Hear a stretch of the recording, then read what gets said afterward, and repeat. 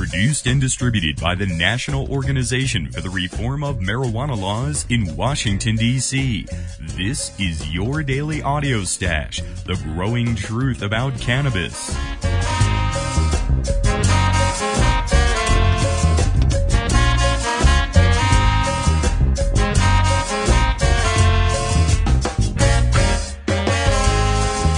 Daily Audio Stash is where responsible marijuana smokers listen in on the latest news about cannabis, hear the voices of the marijuana law reform movement in special segments and interviews, and kick back with comedy and music no other podcast can offer. It's NORML's Daily Audio Stash. More information at normalaudiostash.com.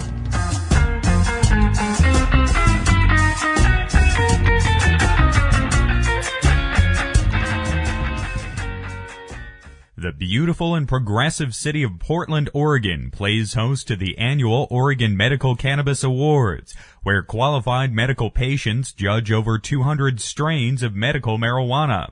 The awards are also an open event that allows patients and the public to discover medical marijuana and speak with cultivation experts as well as doctors and other patients. The awards were held last weekend, and joining us today for a roundup of the happenings in Portland is Oregon NORML's Executive Director, Madeline Martinez. Madeline, welcome back to the Audio Stash today. Thank you, Chris. It's a pleasure to be here with you. Wonderful to have you back here on the Audio Stash. Madeline, first tell us who was the winner of the top strain this year. The best strain was won by Medicine Woman, first place, Medicine Woman, from a gentleman who won last year for Dynamite, David Verstappen. And does experience in cultivation really prove its value when attempting to create the best strains? Well, it certainly does, and one of the things that we're really finding out from the entrance is that the strain, the genetics of the strain, is really what the importance is, because different people can submit different, various strains, but the best one seems to be coming up what genetics you're using. And these genetics were something that was created here in Oregon. And Madeline, how was the public event? How many folks came out to learn about the best medical cannabis Oregon has to offer? Well, we figure about 500 came through. We got about, 300 steady, and it turned out to be a wonderful event. Patients learned so much, and we had just an assortment of different vendors. Unfortunately, our doctor took ill with the flu that's going around, so he didn't get to make that presentation. But we had great presentations from Biofuel, which is recycling of vegetable oil for fuel, and they're from Corvallis, Oregon. We had a bunch of great vendors, Hempress Arise, Herbage Design, and the judges were quite pleased. Our dinner went really well in our awards ceremony, and Dr. David Dodge won the Dr. Rick Baer Award for Courage Under Fire as one of the doctors that, signs here in Oregon. Are doctors still under scrutiny, even with the medical cannabis laws there? Well, yes, they are. And I just got an update yesterday from the Department of Human Services that we now have over 2,000 doctors, almost 2,436 doctors are now signing in the state of Oregon. So it really does take a great deal of courage on the part of doctors there. I'm sure those who do write medical cannabis recommendations are only a fraction of the doctors who could do so. Well, yes, it is, and that's the courage that we speak to when Dr. Rick Baer is the father of the OMA, and that's what I've named him. He actually is the chief petitioner. He went out and a petition for the OMA to pass, and so we give this award in his name for the courage that he showed, knowing no bounds. He'll stay up late writing papers to get patients out of court on different issues. We're still being attacked in the state of Oregon by the Governor's Council right now, the domino effect.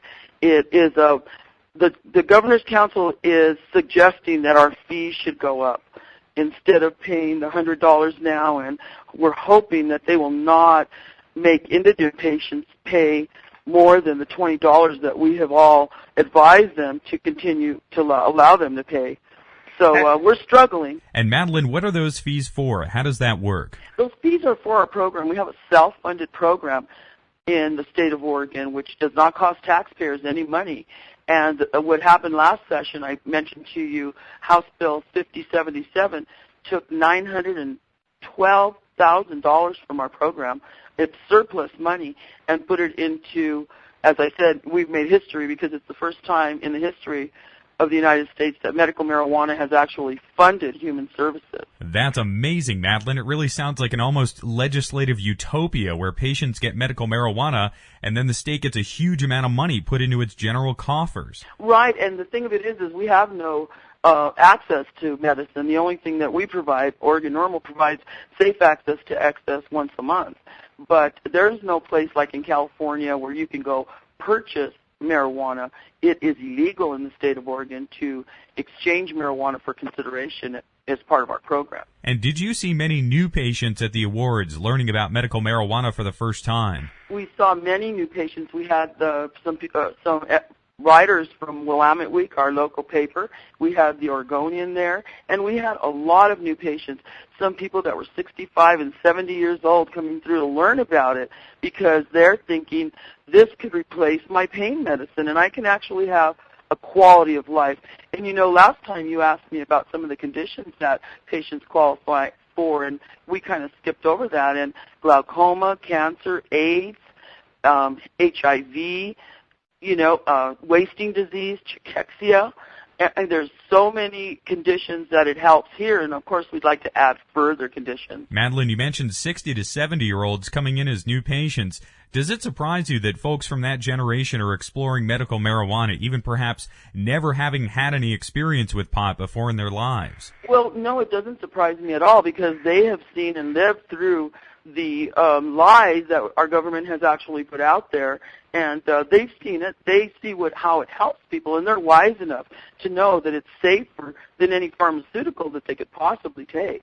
And because of that, we see them coming to us and seeking this help, and that's what we want to be there for, those immediate need patients, such as people that are diagnosed with cancer. And do people mention that they're exploring medical marijuana because of the traditional healthcare and pharmaceuticals becoming just so incredibly expensive and marijuana offering a more affordable alternative out there? Sure. Many people say that they can't afford their pharmaceuticals, and in this day and age where seniors are actually choosing between food and pharmaceuticals, it's a tragedy, but yet it can be hope. It's given these people so much hope that they can have a garden, that they can actually, have someone take care of it. And, of course, as I mentioned before, we're pushing for a state garden that would provide safe access to the excess. Madeline, tell us again how that state garden program could work. Well, we're hoping to start with a pilot program that would help the 30% of indigent patients and immediate need patients, that is anyone who is just diagnosed,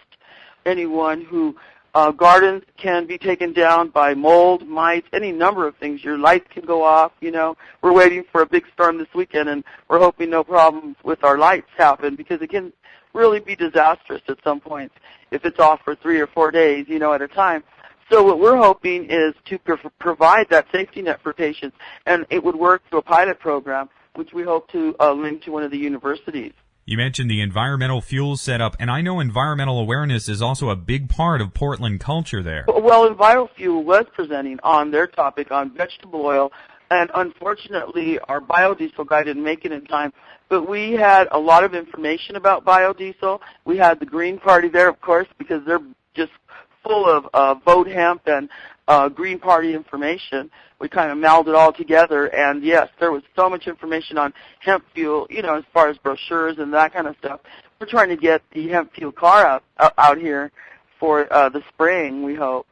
We're having a big million marijuana march for Cinco de Mayo right here in downtown Portland, and we just confirmed with Los Marihuanos to come and sing our song. They actually wrote it after our little saying, which is relaxed it and taxed it, and they did a rap to it, so it's really quite exciting. Madeline, I think I said this last time, but it's really so striking how so much community really happens around Oregon NORML. Well, it really does. We're doing a lot. We're affecting gads of change. Of course, our goal is to end adult marijuana prohibition, but right now we think that medical marijuana is so important. It's the most substantial reform in marijuana laws in its history. You mentioned some of the things coming down from the governor's office there, but there are a lot of elected officials in Oregon who back medical marijuana. Are you seeing the attitudes begin to shift with the mainstream politicians there as well? We have. We've actually seen a huge change. Some of our Republican politicians, legislators have really come around and seen the value, whereas they were hesitant before. Now they're saying, this is really working. 14,000 plus patients, 30% of those people have gardeners, and now, last session we have a patient who has a caregiver, and now we have a third entity, which is a grower, a person responsible for a grow site. So, it's constantly evolving. Madeline, it really seems as if the medical marijuana programs are going so smoothly there. Do you think this is a model other states might follow who don't have their own medical access laws yet? I do believe that. And, I've said to my colleagues in California and Washington that the protection that we have is we pay for this protection money. We actually pay the state of Oregon to protect us from the federal government, and that's exactly what it does. It buffers us with them. That's why we think it's more sensible, if we're going to go into dispensaries, and obviously we need to do a state garden, start there. So, I think the state has a better chance against the feds than do really ill people. So with a state garden, the state then has a much greater stake in the whole issue, and thus could offer patients even greater protection. I believe so, and I believe that this is the road to tax and regulate in the future. If we can see, and the state can see, that they've taken our money already, and we can actually create revenue for just our program to begin with, and then they can see it in the larger picture that this is a financially soluble program and can move on to the next step. The next evolution would be tax and regulate. Madeline, it's always such a great joy to have you here on the program. Thanks so much again for joining us here today. Thank you so much for your time, Chris. Great job with the podcast. Madeline Martinez is the Executive Director of Oregon NORML. You can visit their website at ornorml.org. Next up today, we've got some important news in NORML's weekly press release. So we're going to play our NORML News podcast today in the audio stash. Just a reminder that NORML News is available as a separate weekly podcast. Just snag the subscription up on iTunes or hook up at norml.org/podcast.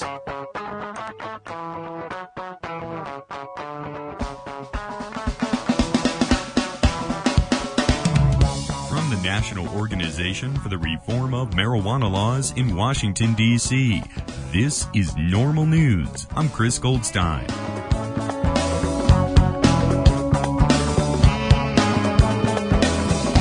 Our stories today include FDA to rule on prescription use of controversial cannabinoid blocking agent, and San Diego supervisors to appeal Proposition 215 ruling.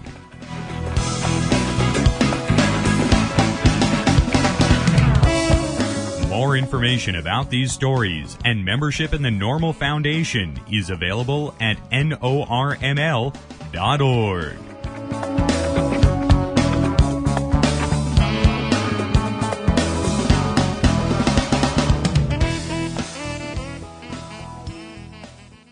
First today from New York City, New York.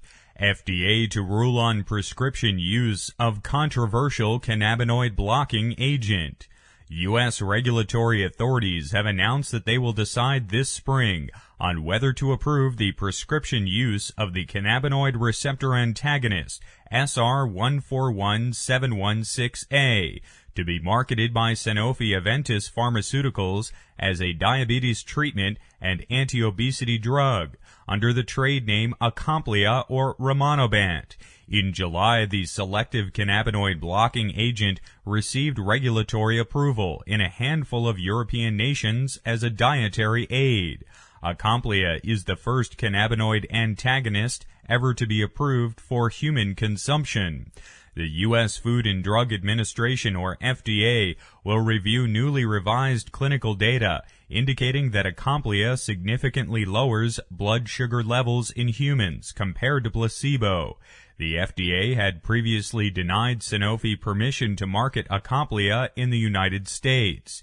In clinical trials, patients who take Acomplia on a daily basis lose on average 14 pounds in their first year, and an additional 2.4 pounds their second year. However, published reports indicate that more than 15% of subjects who try the drug discontinue its use because of intolerable side effects, including nausea, anxiety, headaches, upper respiratory tract infections, and depression. At least one study reports a 2.7-fold increased risk of psychiatric disorders in Acomplia users. Acomplia works by blocking the natural binding of the endogenous cannabinoids, as well as exogenous cannabinoids such as THC, to the neuronal CB1 receptors, causing users to lose their appetites.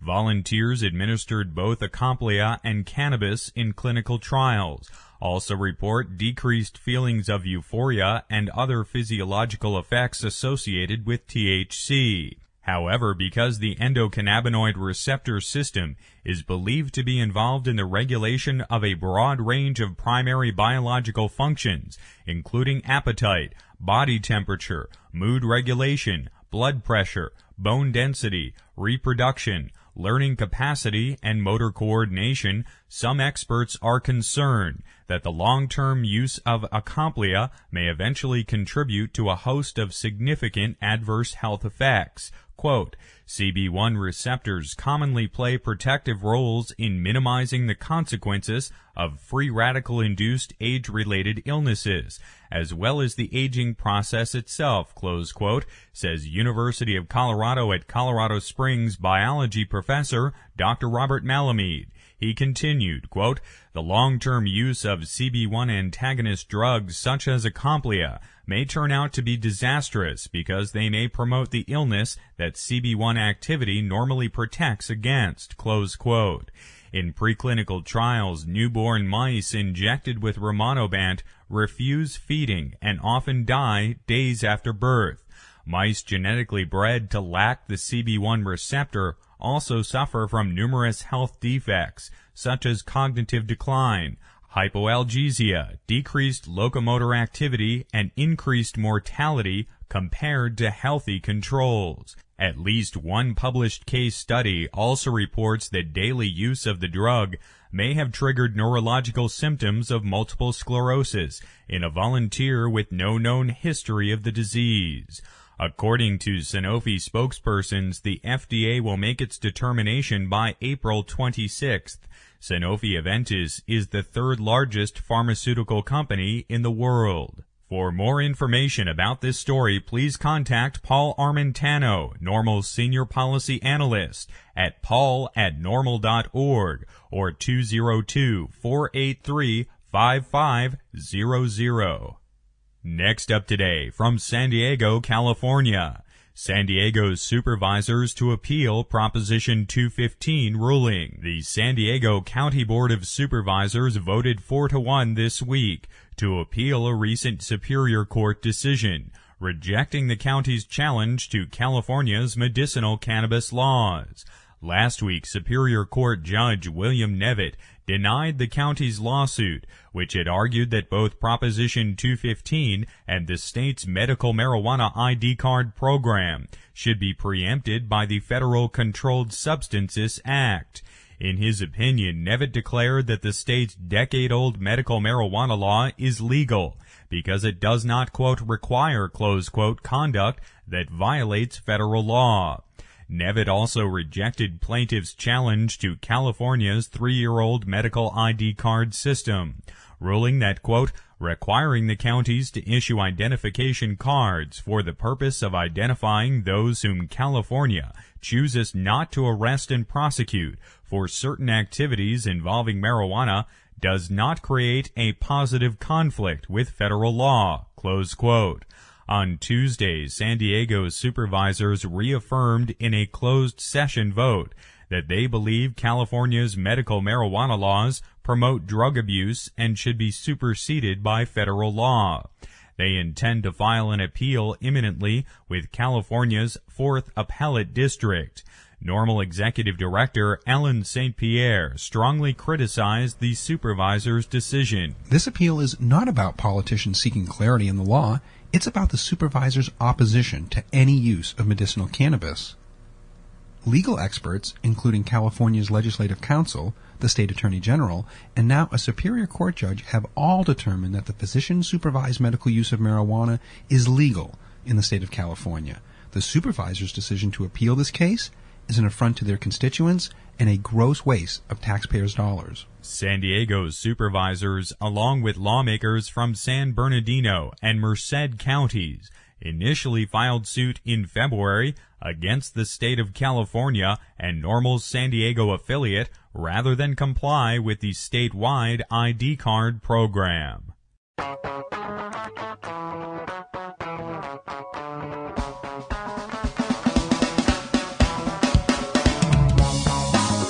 This has been NORML News from the National Organization for the Reform of Marijuana Laws in Washington, D.C. More information about the stories today and membership in the foundation is available at NORML.org.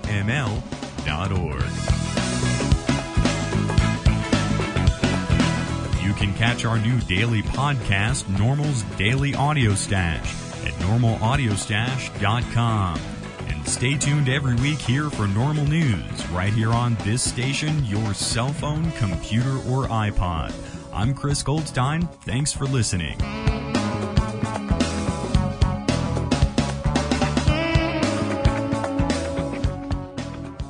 Cannabis, pot, reefer, bud, weed, marijuana. 97 million Americans have tried it. Maybe you have too.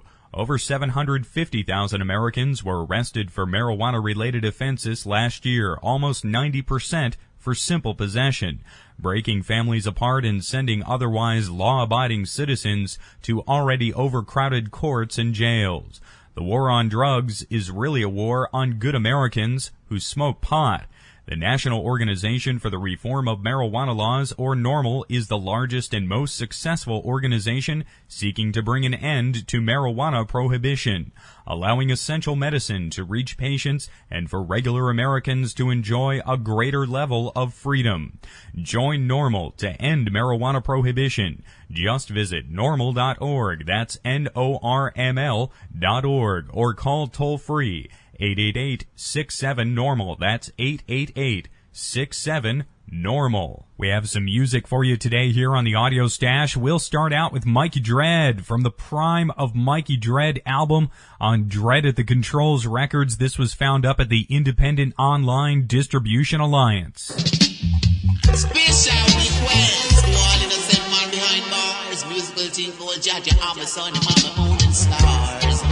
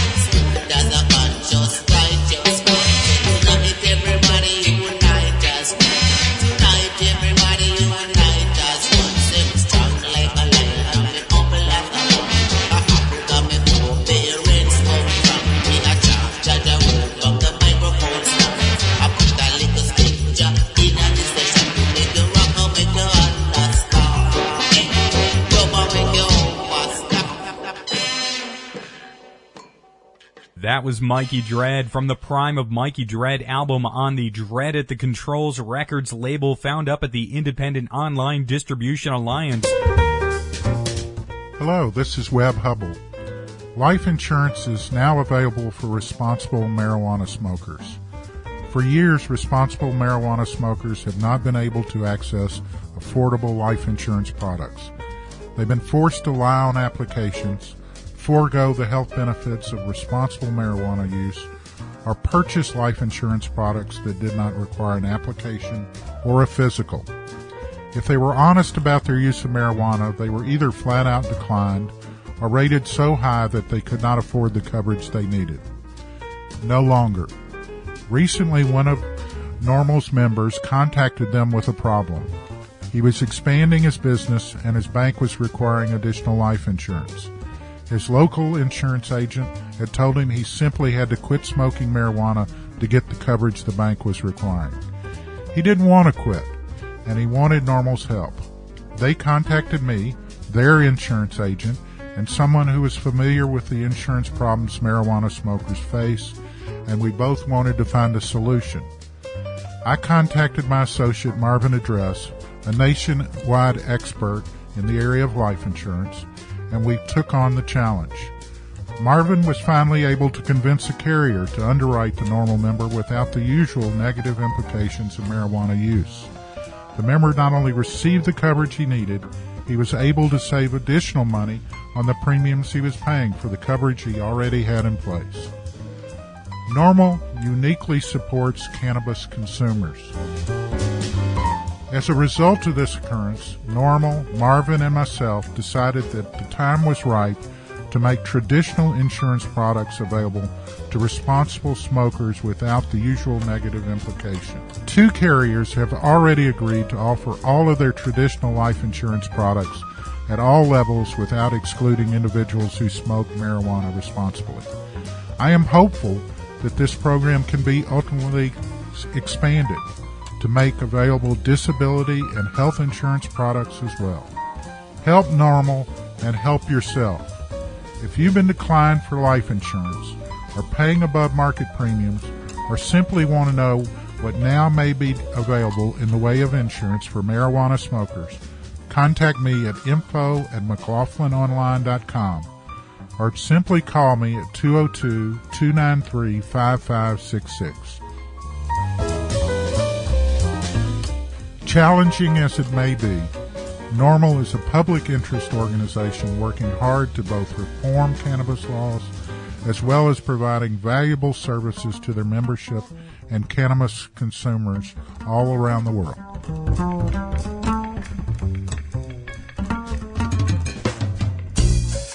This has been NORML's Daily Audio Stash, the growing truth about cannabis.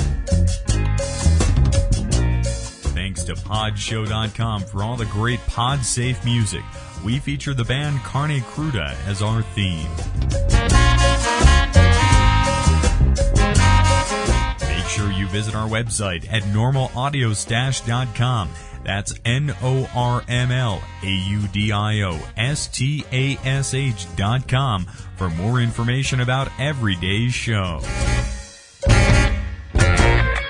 Thanks to Red Aphid Interactive Media for the podcasting technology. We're back at 4:20 tomorrow.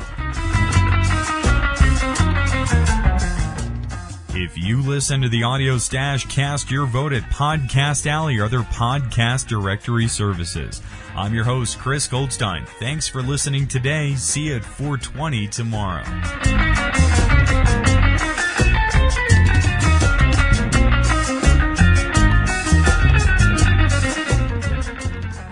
The podcasting technology of NORML is made possible by Red Aphid Interactive Media. More information at redaphid.com.